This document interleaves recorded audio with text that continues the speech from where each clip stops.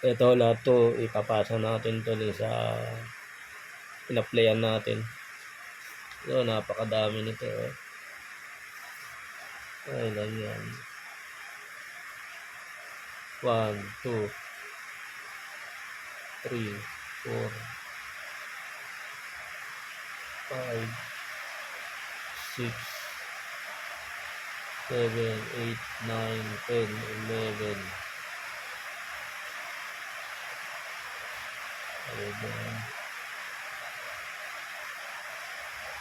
12, 13, 14, 15, 16, 17, 18. Tapos ito pa yung galing sa office.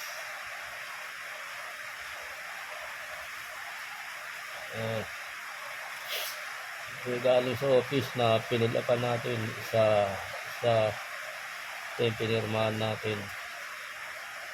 2, 3, 4,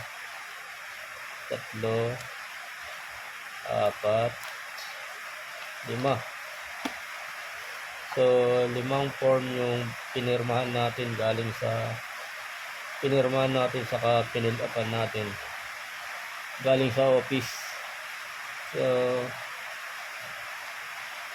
nag-email lang sa akin, tapos pinaprint ko, then pinilapan ko saka pinirmahan. So then ito yung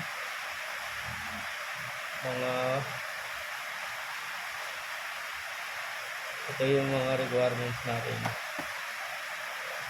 Ito yung pinakalistahan ng mga isa-submit. Then ito talaga yung mga requirements natin, napakadami.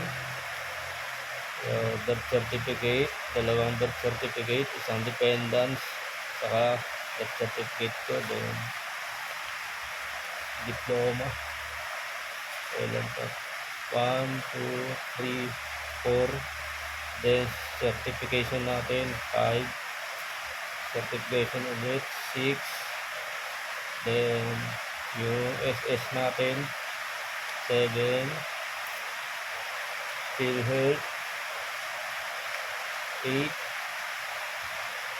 TIN number 9.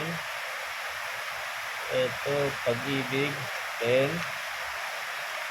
NBI 11. Then para sa ATM, 2. Ewan ko kung sa ATM to o sa insurance. So may 2 pa ulit. Then ito naman yung medical natin. Meron tayong bali, nilagay din natin yung ating vaccine. Then ito yung result ng x-ray natin. Then ito naman sa hematology result. Then sa pecalysis result. Yan, puro xerox lang yan ha.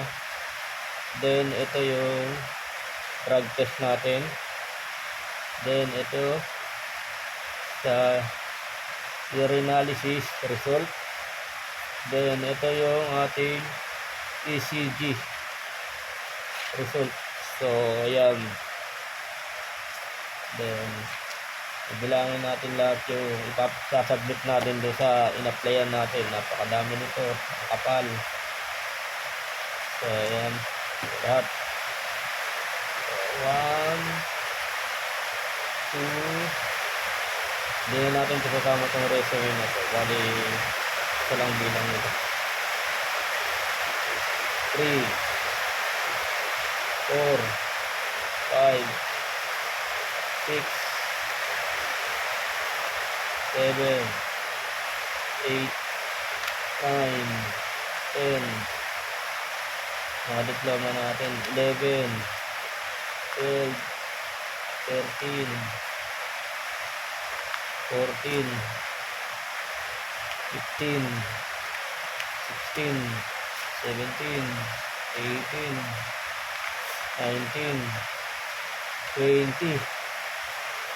Dito pa lang 20 na.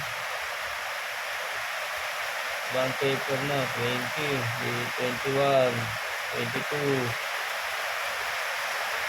24, 25, 26, 27, 28. 28 siya. Ang kapal. Then may nakalagay dito na ilagay sa long envelope. So ito, bumili na ako ng long envelope. Then dito natin ilalagay lahat ng pinapasubmit na Xerox. Ayan. Then ito, kailangan din ng isang 2x2 saka isang 1x1. Ayan. I-prepare na natin yan. So ito yung sasubmit natin. Then lahat ng original nandito. Kapal ng sasubmit natin para tayong nag-abroad sa ina-applyan natin. Grabe.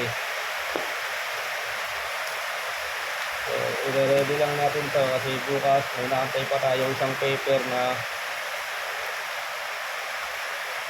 in-order natin through online. Then pina-courier ko na rin dito sa bahay para hindi na ako mahirapan maglakad-lakad. Nakakapagod maglakad. And pag nakuha natin yun, isasubmit na natin ito dun sa HR na in-applyan natin. Yeah.